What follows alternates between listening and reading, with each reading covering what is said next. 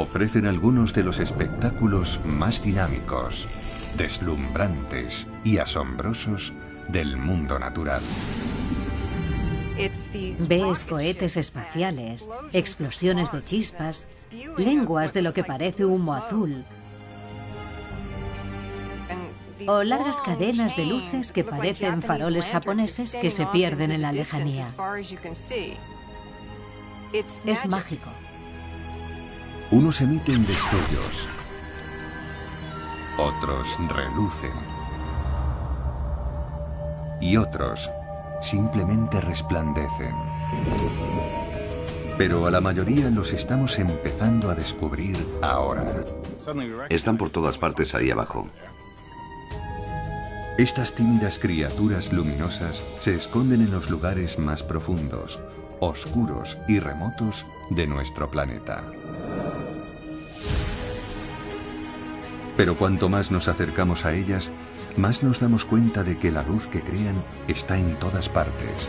Si no fueran importantes para la vida, simplemente no existirían. Los científicos se han fijado en estas misteriosas criaturas y en sus fantásticas exhibiciones luminosas.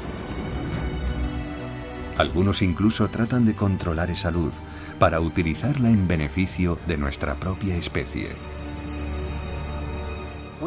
Tenemos que ir al océano y buscar a esos animales que emiten luz para poder entendernos a nosotros mismos. Para mí es una conexión muy hermosa. Vamos a conocer más a estos seres luminosos. Criaturas de la luz. La luz es esencial para la vida. Absorbemos su energía. Regula nuestros relojes biológicos. La necesitamos para ver. Es tan necesaria para la especie humana que hemos hecho posible que ilumine nuestras noches. Pero imaginemos el mundo sin ella.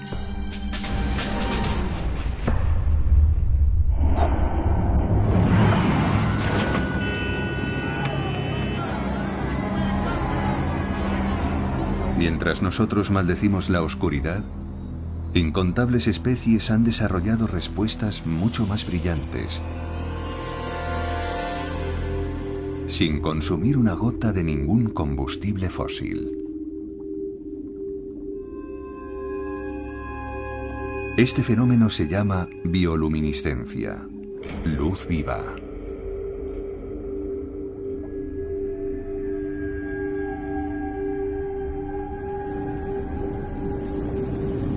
Y desde los gusanos luminosos y las luciérnagas, al plancton y las medusas, ha estado iluminando la oscuridad desde hace cientos de millones de años.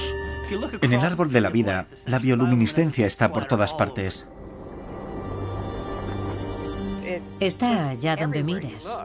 ¿Cómo sobrevivir en la oscuridad? Crea luz. En tierra firme, donde la oscuridad se limita a la noche, apenas un puñado de especies desarrollaron el don de la luminosidad.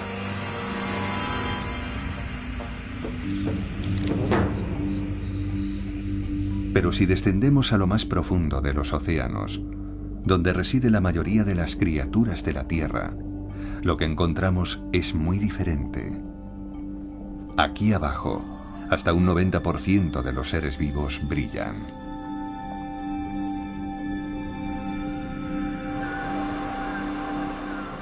Me alejo de la pared para ir a aguas abiertas. Superficie, superficie. Aquí Nadir. Nos estamos acercando a los 100 metros de profundidad. Soporte vital, ok. Por eso, un equipo de científicos del Museo Americano de Historia Natural se ha desplazado hasta el Pacífico Sur en busca de nuevas criaturas luminiscentes. Enciendo el motor y nos vamos. Han viajado al otro lado del mundo, hasta las remotas y cristalinas aguas de las Islas Salomón, para investigar cómo y por qué evolucionaron los animales luminiscentes y quizá para poner su luz a nuestro servicio. David Gruber es biólogo marino. Cuando bajas más de 100 metros en el océano, entras en una especie de zona crepuscular. Ahí abajo solo llega un 1% de luz. Y si sigues descendiendo, ves que casi todos los peces que hay lanzan destellos o se comunican entre sí produciendo su propia luz. El problema es que, por muy común que sea la bioluminiscencia aquí abajo, es difícil de estudiar, incluso con un sumergible. El agua está demasiado oscura, las distancias son demasiado grandes, y la luz que emiten estas criaturas es demasiado impredecible. Si para los biólogos marinos es un entorno de trabajo duro, para un neurocientífico como Vincent Pirebon es especialmente difícil. Yo soy científico y paso la mayor parte del tiempo en mi laboratorio, así que esto impone bastante. Tienes que intentar concentrarte en el trabajo que estás haciendo y no en que hay varias toneladas de agua por encima. Pero estamos aquí en nombre de la ciencia.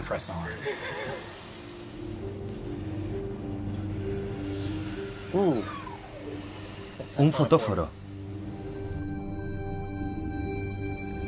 Uno de los objetivos de este viaje es desarrollar una cámara para grabar en la oscuridad.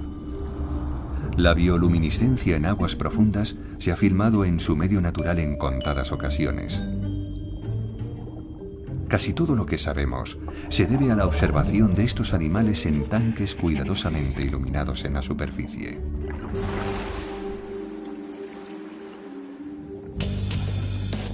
A los siniestros lofiiformes, con sus señuelos luminosos, como el pequeño pez víbora, uno de los predadores más feroces de las profundidades, los científicos los capturan con pequeñas redes como estas. Tom, darás la vuelta a la red, ¿verdad? Gracias.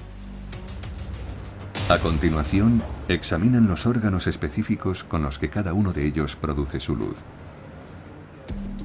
Eso es lo que el biólogo John Sparks está intentando hacer con este pez víbora. Pueden ser feroces, pero en realidad, hasta los más grandes son bastante pequeños. Este es un monstruo comparado con los demás. Hay varias especies diferentes y es difícil distinguirlos. Nunca había visto uno tan grande.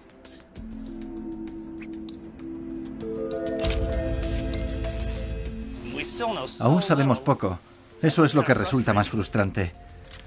Tienen que llegar a la superficie vivos, lo que ya es difícil, y tenemos que analizar varias especies para tener datos útiles.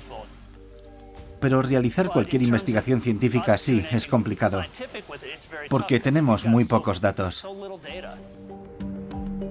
Lo que los científicos quieren saber es por qué la bioluminiscencia ha llegado a estar tan presente en la profundidad del océano y por qué en un mundo infestado de predadores estos animales invierten tanta energía en crear luz y por tanto en hacerse visibles.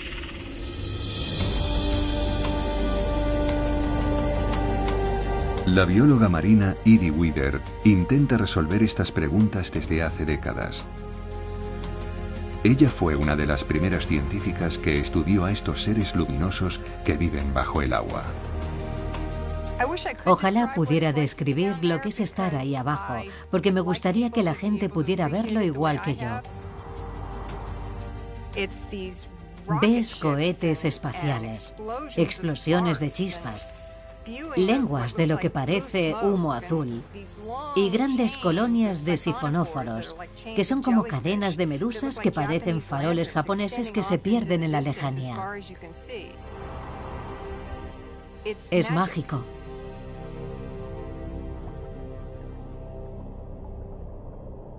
Edie desarrolló sus propios métodos para desencadenar estos espectáculos submarinos de luz. Montó una gran pantalla delante de su sumergible, de modo que cuando estos animales chocan contra ella se iluminan y se graba el resultado con cámaras de alta sensibilidad. A lo largo de los años ha filmado a algunas de las criaturas más extrañas de las profundidades.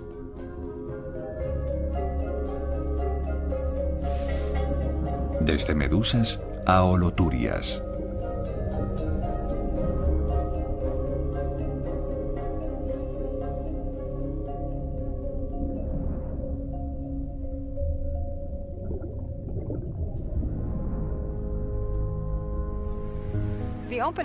El océano abierto es con diferencia el mayor espacio vital de nuestro planeta y es un entorno muy inusual. No hay árboles o arbustos tras los que esconderse, pero los animales de las profundidades, al igual que los terrestres, también se esconden. De ahí la bioluminiscencia.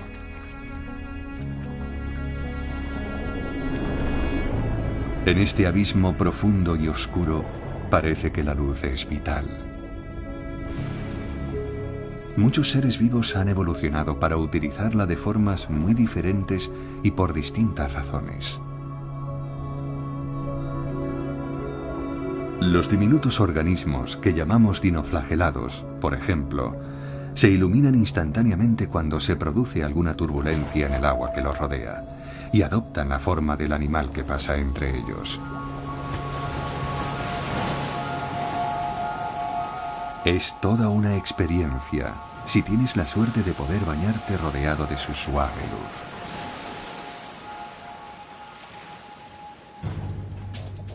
Pero para los predadores de estos microorganismos, como las gambas, es como estar rodeados de sensores de movimiento.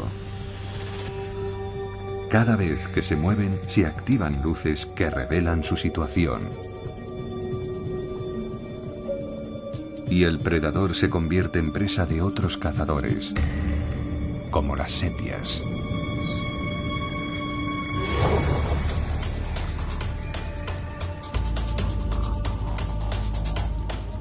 Pero algunos crustáceos cuentan con sus propias defensas luminosas.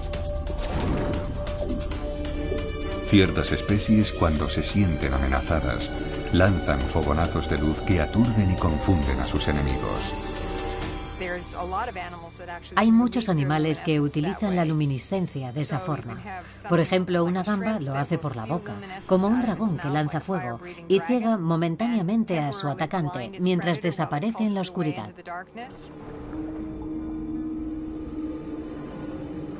En lugar de cegar a sus predadores, una gran variedad de animales, desde los calamares a los tiburones, utilizan la luz para esconderse de ellos. Se llama contrailuminación. Y puede parecer un concepto contradictorio, pero pensemos cómo ve un predador desde aguas más profundas a un pez que nada cerca de la superficie. Cuando la luz del sol o de la luna se proyecta sobre ellos, se distingue su silueta con claridad. Por eso un buen número de animales de los océanos emiten desde el vientre una luz que coincide exactamente en intensidad y color con la luz del sol que penetra en el agua. Cuando estos animales encienden sus luces, se desvanecen. Es un mecanismo de invisibilidad increíble. Simplemente desaparecen. Totalmente. Otros, como los ostrácodos, unos diminutos crustáceos, usan la bioluminiscencia de forma más extravagante. Emiten luz para destacar e impresionar al sexo opuesto. Los ostrácodos, que tienen el tamaño de una semilla de sésamo, producen una cantidad asombrosa de luz para ser organismos tan pequeños. Emiten un pequeño punto, nadan un poco y emiten otro punto, otro y otro. El espacio entre esos puntos es característico de cada especie. Así, las hembras reconocen a los machos con los que se pueden aparear. Es como dibujar en el cielo con humo, pero son dibujos de luz. Es muy bonito. Pero la luz no solo sirve para atraer a posibles parejas.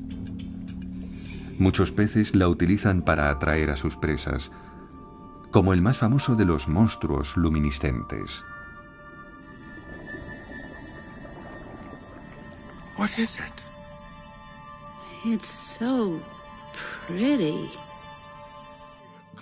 ¿Recuerdan esta escena de Buscando a Nemo? Good feelings gone. Ese cebo sirve para atraer a otros peces o crustáceos que se acercan atraídos por la luz. y caen en esta trampa de dientes afilados como agujas. Señuelos. Sensores de movimiento.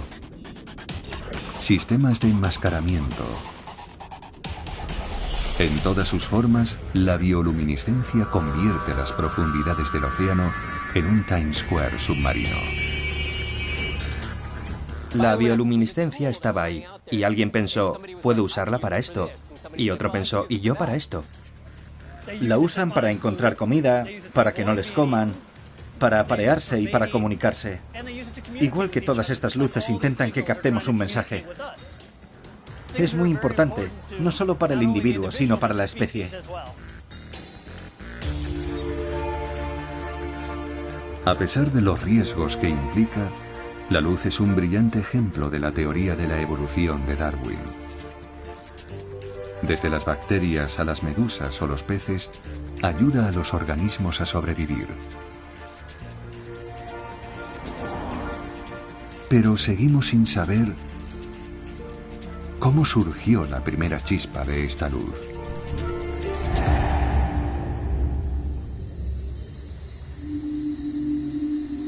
Para averiguarlo, los científicos se han centrado en un grupo de criaturas bioluminiscentes que nos resulta un poco más familiar y más fácil de estudiar. Las criaturas terrestres han desarrollado su propia forma de utilizar la luz. Tomemos como ejemplo a los gusanos luminosos. Como los lofiiformes de los abismos oceánicos, miles de estas larvas iluminan los techos de estas cuevas de Nueva Zelanda para atraer comida. Este falso cielo estrellado engaña a presas como moscas y polillas que acuden atraídas por la luz y acaban atrapadas por los hilos pegajosos que segregan los gusanos.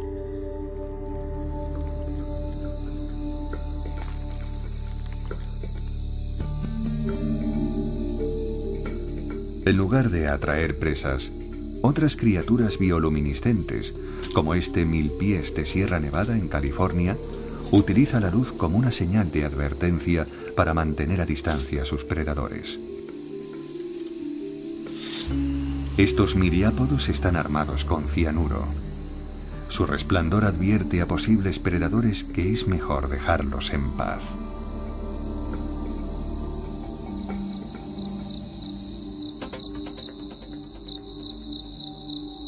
Y por último, posiblemente el espectáculo luminoso natural más conocido de todos. Los brillantes destellos de las luciérnagas son uno de los sistemas de cortejo más sofisticados del mundo natural. Lo último en lenguaje amoroso.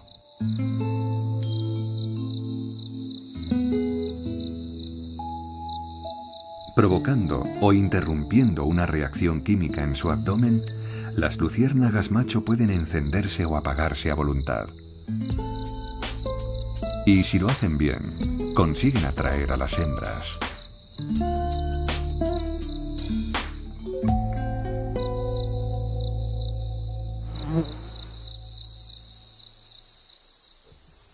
El biólogo de la Universidad de Florida, Mark Brennan, ha dedicado los últimos 15 años a descifrar este complejo lenguaje amoroso.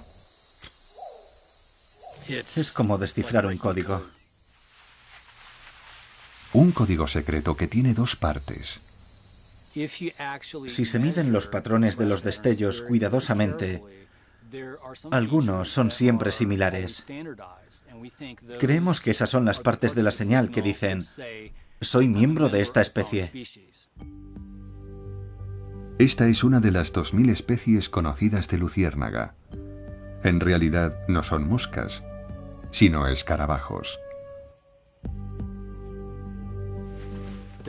También hay partes de la señal que varían de un individuo a otro. Este segundo grupo de destellos es personalizado. Sus intervalos difieren entre individuos de la misma especie. Los machos dicen a las hembras: soy miembro de esta especie, pero te voy a contar algo más de mí. En realidad, son las hembras las que eligen. Ellas ven cómo los machos vuelan a su alrededor y emiten destellos. Esas señales varían mucho. Algunas son más excitantes que otras, y los machos que las emiten son los que reciben respuesta de las hembras.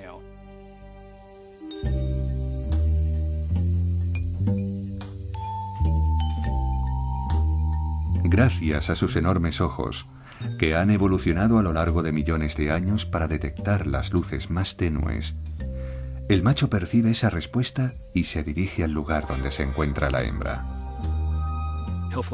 Él sigue haciendo señales.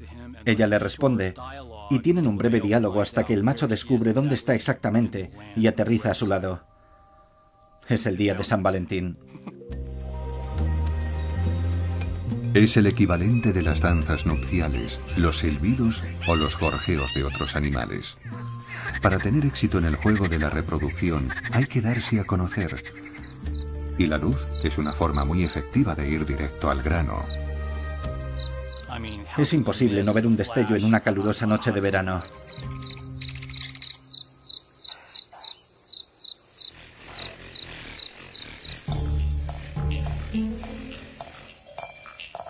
Pero ¿cómo producen esos destellos las luciérnagas y el resto de las criaturas terrestres y marinas que son capaces de iluminarse?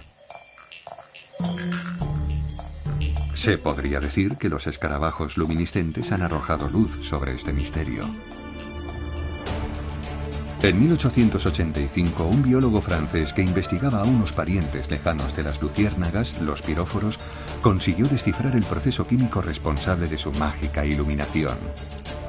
Determinó que era el resultado de una reacción entre dos componentes químicos y, para bautizarlo, se inspiró en el nombre del ángel caído, Lucifer, el portador de la luz. Un compuesto químico, la luciferina, actúa como combustible, como si fuera gasolina. El segundo componente, la luciferasa, es una enzima que provoca la reacción como si fuera una bujía. Cuando estos componentes químicos se mezclan en presencia de oxígeno y otros ingredientes clave, reaccionan y el exceso de energía se transforma en luz.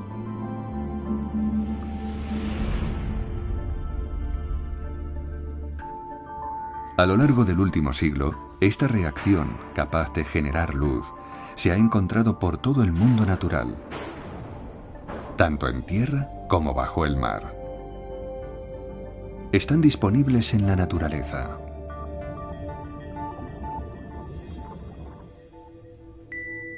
Los componentes químicos difieren de unas especies a otras, pero el mecanismo básico del combustible y la bujía sigue siendo el mismo para luciérnagas y gusanos, medusas y peces, caracoles e incluso hongos. La reacción es tan común que ha surgido en diferentes ramas del árbol evolutivo al menos en 40 casos distintos.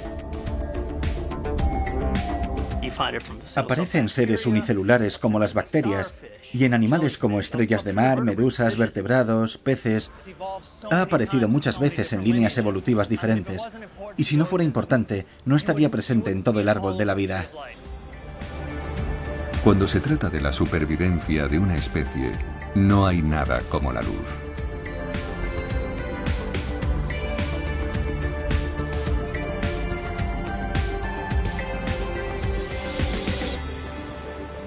Pero esta luz presenta formas muy diferentes. En las Islas Salomón, los científicos del Museo Americano de Historia Natural se preparan para estudiar un tipo de luz completamente distinto. A diferencia de la bioluminiscencia de los abismos marinos, esta variedad de iluminación que se encuentra en aguas menos profundas no produce luz propia. La absorbe de una fuente externa, almacena su energía y vuelve a emitirla con un color distinto.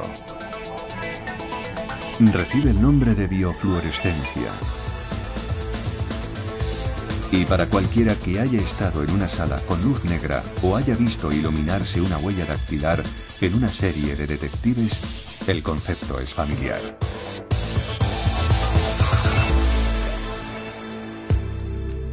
Las sustancias químicas fluorescentes absorben luz de una forma muy especial. A nivel atómico, la luz lanza electrones a órbitas más energéticas alrededor del núcleo. Cuando vuelven a su estado original, varias millonésimas de segundo después, los electrones reemiten la luz a un nivel inferior de energía con un color diferente.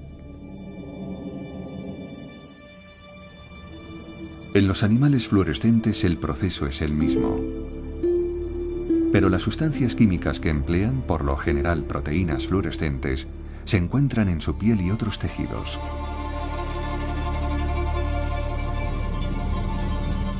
En realidad los animales no producen luz. Si los iluminas con luz de un color, producen luz de un segundo color. Es un fenómeno poco corriente. Eso se debe a que, a diferencia de la bioluminescencia, la biofluorescencia requiere que se den unas condiciones específicas en la naturaleza. Es necesaria la luz del sol para producir luz, pero no la luz del sol que vemos fuera del agua. Cuando llega a la Tierra, la luz del sol contiene todos los colores del arco iris, como podemos comprobar si la hacemos pasar a través de un prisma. Cada color es el resultado de una longitud de onda diferente. Pero cuando la luz entra en el agua, la cosa se pone interesante. El agua actúa como un filtro y las diferentes longitudes de onda solo penetran hasta cierta profundidad. Las longitudes de onda largas, como los rojos y naranjas, se desvanecen primero, después los amarillos y verdes. Y finalmente, solo queda un mar de azul. Y esta luz azul resulta ser el desencadenante perfecto de la fluorescencia. Así que absorben la luz azul que reciben bajo el agua y la transforman en verde o roja. Eso les da ese colorido, ese contraste. Según su composición química, las distintas proteínas fluorescentes irradian distintos colores y todos ellos pueden ser difíciles de ver. Sin filtros especiales, la luz visible puede ocultarlos. Eso explica por qué nos han pasado desapercibidos durante tanto tiempo.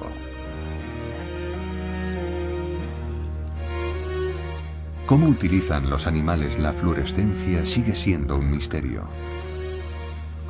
En el caso de los corales, entre los que la fluorescencia está más extendida, puede hacer las veces de un filtro solar protector que evitaría el efecto de luces ultravioletas perjudiciales o la absorción de residuos dañinos de la fotosíntesis.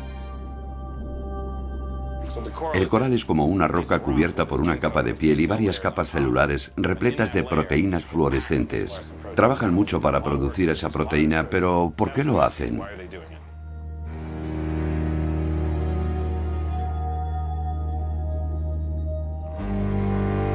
Durante años se creyó que la fluorescencia se daba fundamentalmente entre los corales y algunas medusas. Pero parece que está mucho más extendida. En 2012, mientras filmaban un mosaico de corales fluorescentes frente a las Islas Caimán, David Gruber y John Sparks hicieron un asombroso descubrimiento.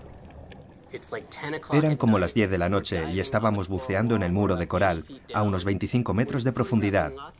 Íbamos a hacer pequeños montajes fotográficos de una pared de coral para luego unirlos. Y cuando revisamos las fotos, ahí estaba. Había una anguila fluorescente de color verde brillante en una de las fotos. Era la primera vez que veían un pez fluorescente en su medio natural. Dijimos, ¿qué demonios es eso? Pensamos que era una broma y que el fotógrafo había añadido aquello con Photoshop. No, sube esta luz. No podíamos creerlo. Examinamos las lentes pensando que era un fallo de la cámara. Pero simplemente se nos había colado en la foto una anguila fluorescente verde. ¿Filmamos esto? Aquella anguila abrió un mundo nuevo a los científicos. Sigue brillando. El equipo, con luces azules y filtros amarillos, empezó a buscar seres fluorescentes mucho más cerca, en los acuarios. Mirad este. estaban por todas partes y en toda la cadena alimentaria. Vaya, fijaos. Caballitos de mar, rayas e incluso en algunos tiburones. Vale, muy bien. ¿Lo has filmado? El tiburón brillaba como un loco. A la luz del día, todos habían ocultado sus verdaderos colores. Ahí está, el fluorescente. Se puede ver desde aquí. Pensamos, ¿por qué nadie ha visto esto hasta ahora? Supongo que porque creíamos que solo era un pez de colores. No sabes que es fluorescente hasta que lo observas con otra luz. Pero están por todas partes.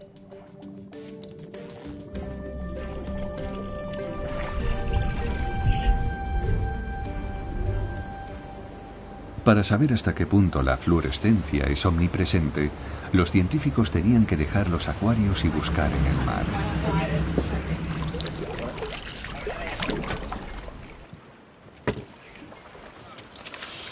Hay muchos. He ido al arrecife. Estos pequeñines son gobios o blenios. Lo más interesante es que casi todos son fluorescentes. Estos peces parecen iguales, pero todos son de especies diferentes. Y si los iluminamos con luz fluorescente, su aspecto es muy distinto. En el azul y monótono mundo submarino, las manchas y franjas fluorescentes son como códigos de barras que indican la identidad de los peces a sus posibles parejas.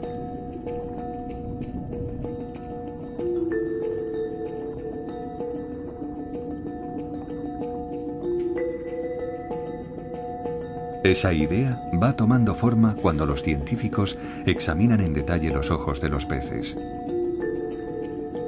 A diferencia de los ojos humanos, muchos peces fluorescentes han desarrollado filtros amarillos. Los filtros bloquean el azul del agua, permitiendo que los colores fluorescentes destaquen.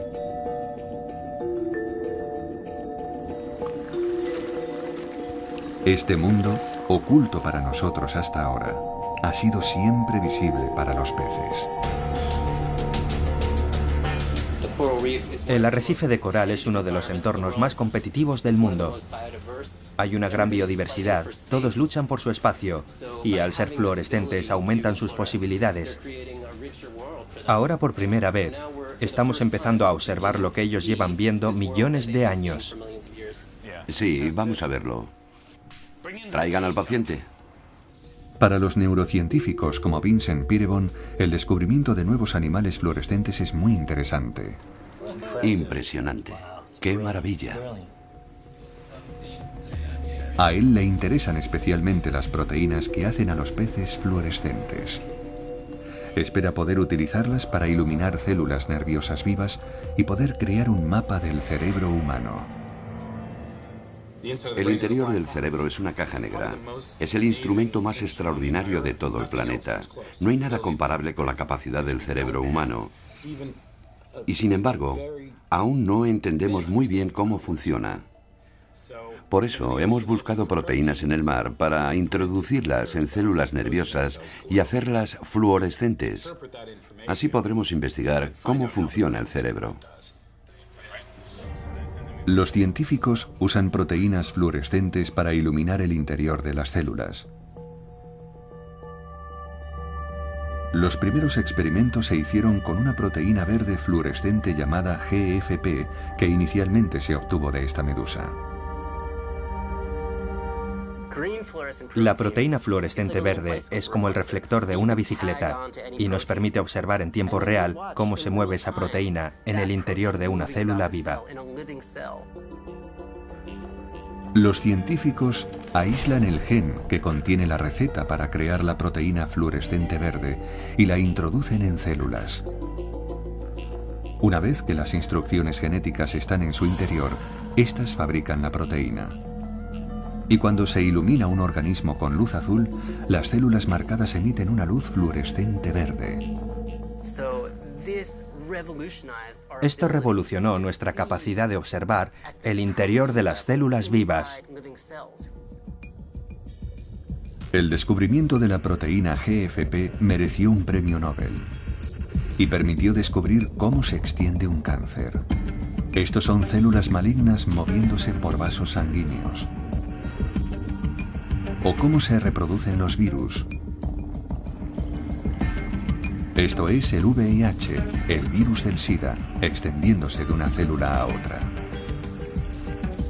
Si los científicos marcan con GFP genes resistentes a virus y los introducen en animales como ratones o gatos, podrían llegar a encontrar una cura para enfermedades como el SIDA y, de paso, crear animales luminosos. La GFP fue un gran descubrimiento. Nos permitió ver células iluminadas de verde. Hace visible lo que era invisible. Desde entonces, los científicos han modificado la GFP para que emita diferentes colores. Eso permite observar células de distintos colores al mismo tiempo. Muy verde, sí, es precioso. Incluso han ido más allá, buscando nuevas proteínas fluorescentes y han encontrado colores de todo el espectro luminoso. Pero el tejido del cerebro humano es todo un desafío. Es muy denso y ninguno de los colores descubiertos hasta ahora consigue atravesarlo. Por eso los neurocientíficos están buscando colores de longitudes de onda más larga, como los rojos más extremos y los infrarrojos, que sí pueden hacerlo. Los rojos funcionan mejor, llegan a más profundidad, pero los infrarrojos pueden atravesar los tejidos. Así que nuestro santo grial es el rojo más extremo posible. Ya lo tengo. Por eso sacar todo esto del océano es muy importante. Es el único lugar donde han existido siempre. Nuestra misión es buscar diferentes colores e intensidades. Para encontrar las criaturas brillantes que necesita Vincent, el equipo se sumerge de noche, cuando no hay ninguna luz natural que oscurezca la visión. Nos preparamos para una inmersión. Estamos buscando biofluorescencia en el arrecife y vamos a utilizar esta cámara. Para estimular la fluorescencia, utilizan luces de un azul similar al que ilumina las profundidades durante el día. Y observan a través de filtros amarillos, como los que tienen los peces, para bloquear esa luz azul que proyectan. De esta forma podemos estar seguros de que todas las criaturas que observamos son realmente biofluorescentes. ¿Listos?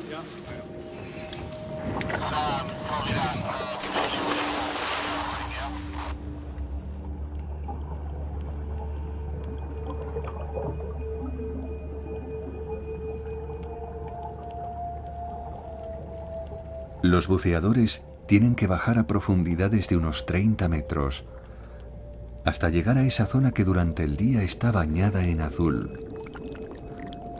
El lugar donde hay más probabilidades de encontrar animales fluorescentes.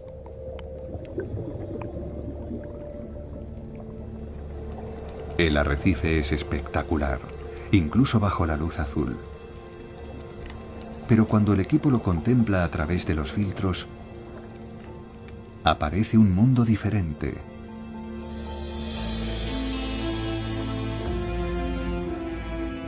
Un paisaje de ensueño en Technicolor.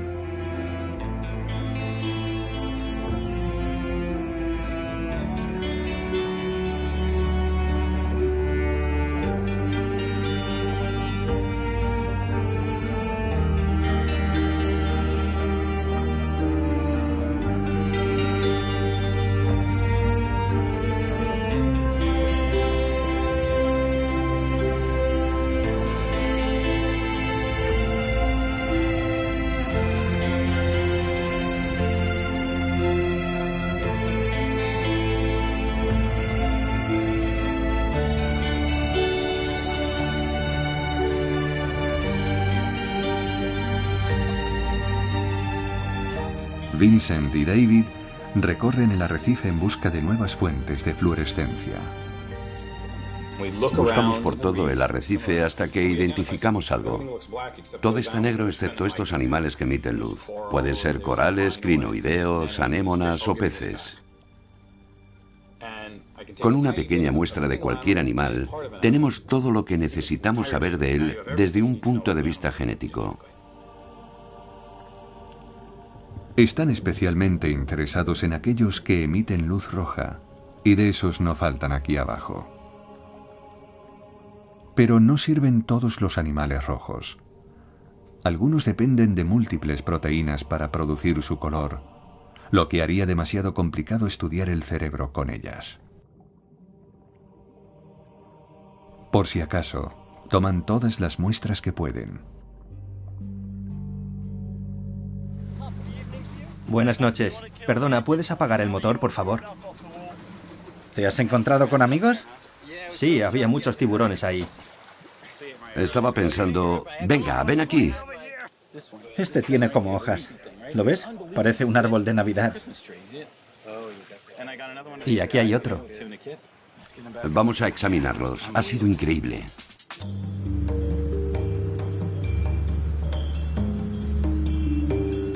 De vuelta en el laboratorio de a bordo, los científicos examinan de inmediato sus capturas, reproduciendo una vez más el azul del océano con sus lámparas especiales y observándolas con filtros amarillos.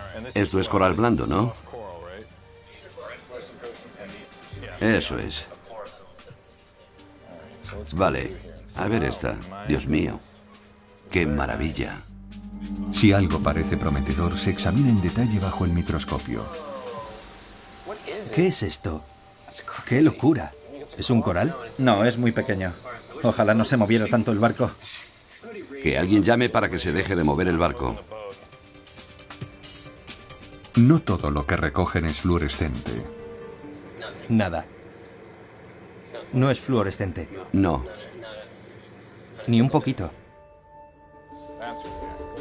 Seleccionan varios especímenes verdes interesantes. Los fotografían y los congelan.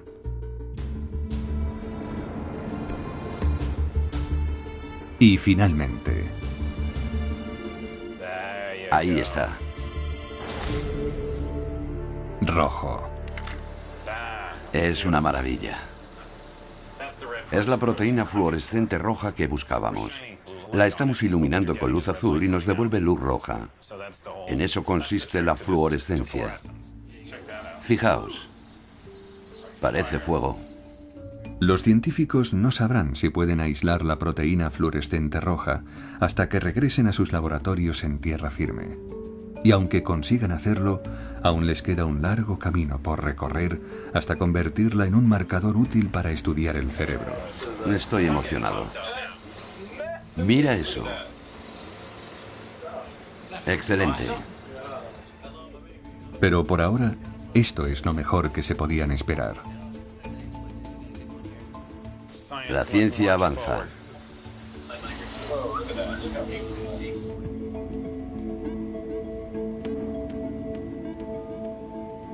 De vuelta en Nueva York, John Sparks y David Gruber descongelan sus muestras en el Museo Americano de Historia Natural. Ahora comienza el proceso de examinar cuidadosamente cada uno de los especímenes fluorescentes que han recogido.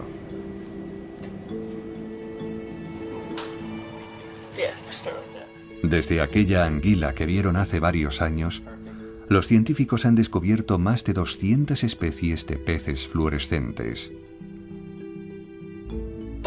La biofluorescencia aparece en todo el árbol de la vida, igual que la bioluminiscencia. Es como si alguien la hubiera lanzado contra él sin un patrón aparente. Ahora deben extraer las proteínas de estos animales, empezando por una muestra de tejido. Solo queremos aislar un poco de tejido fluorescente y nada más. Vamos a cortar de aquí a aquí. Eso es. Perfecto. Ahora lo ponemos aquí. Fantástico. A continuación, aíslan los genes responsables de las proteínas que hacen fluorescentes a los animales y pasan los resultados más prometedores a Vincent. Deben quedar así, bien distribuidas y separadas. En Yale, Vincent y sus colegas intentan convertirlas en herramientas para comprender cómo funciona el cerebro. Mediante ingeniería genética, fusionan las proteínas fluorescentes con otras, que son sensibles a los cambios de voltaje, el lenguaje de las células cerebrales. La dejamos una hora. Vale. Recientemente han experimentado con proteína fluorescente verde en cerebros de moscas de la fruta que son menos densos que los nuestros. Necesitamos una proteína que se ilumine y apague muy rápido para poder seguir las señales eléctricas que vemos en una célula. El siguiente paso es introducir esa proteína fluorescente sensible a los cambios de voltaje en las moscas, y con un microscopio especial ahora pueden ver cómo piensan las moscas. Cada vez que una neurona emite un impulso, cambia el voltaje y con él la intensidad del brillo. La verdad es que es muy emocionante observar el cerebro de un organismo vivo y ver lo que ocurre en tiempo real. A diferencia de un escáner convencional que mide la actividad del conjunto del cerebro, estos destellos de luz y color muestran la actividad eléctrica de neuronas individuales en un cerebro vivo, la base de todo comportamiento. Este es el cerebro de una mosca cuando percibe un nuevo olor, cuando se duerme o cuando despierta. Hasta la fecha, los científicos solo han conseguido marcar unas pocas neuronas, lo que está muy lejos de los 86.000 millones que hacen funcionar el cerebro humano. Pero para Vincent es un gran paso que ayudará a descifrar cómo gobierna el cerebro nuestros actos y crea nuestros pensamientos.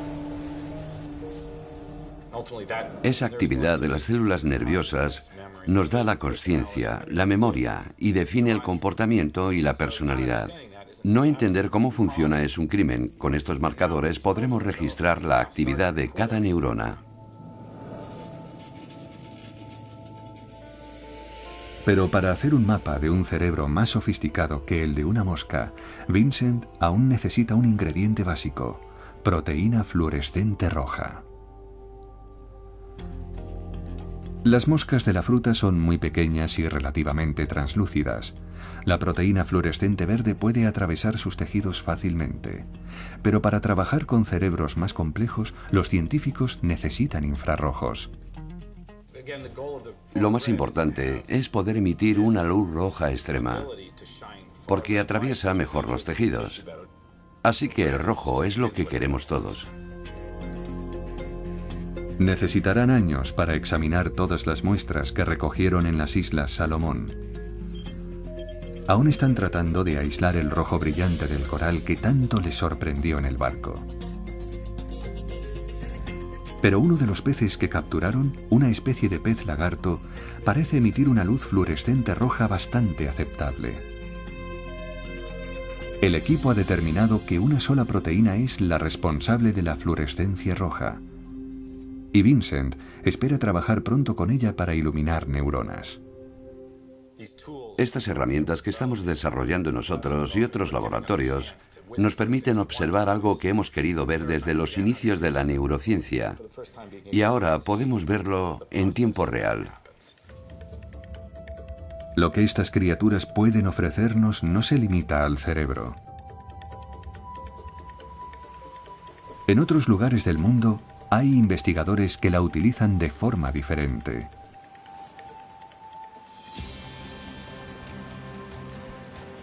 En Florida, Edie Weider usa bacterias bioluminiscentes para medir la contaminación.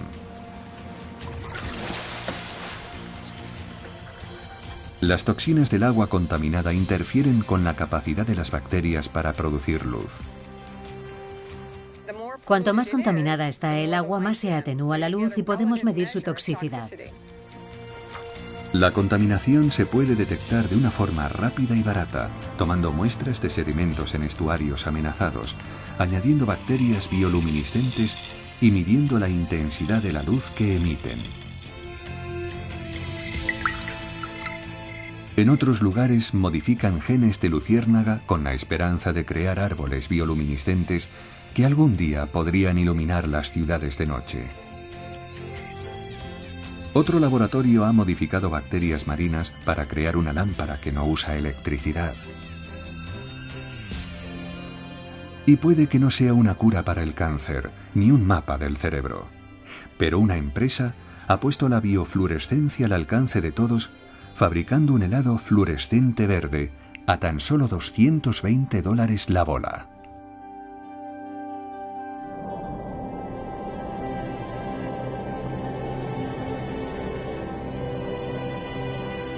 En cuanto a Vincent, David y John, ya están planeando su próximo viaje al Pacífico Sur y a otros lugares remotos del planeta en busca de criaturas bioluminiscentes y biofluorescentes.